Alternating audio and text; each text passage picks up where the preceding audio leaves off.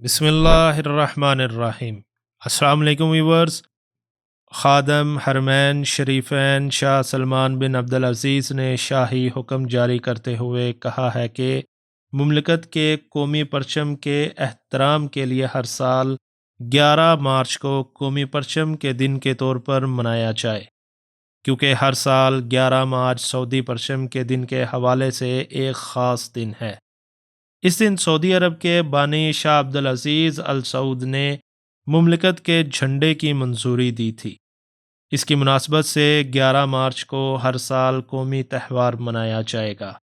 وزارت داخلہ نے واضح کیا ہے کہ سعودی پرچم کی بے حرمتی کرنے پر 1 سال قید اور 3000 ریال تک جرمانہ ہو سکتا ہے، اور قومی پرچم کو کاروباری تشہیر کے لیے استعمال کرنے پر بھی پابندی عائد کر دی گئی ہے۔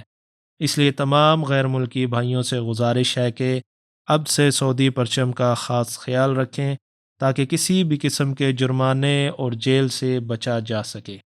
اور کسی بھی ملک کے پرچم کا احترام اتنا ہی ضروری ہے جتنا وہ خود کے پرچم کا کرتے ہیں۔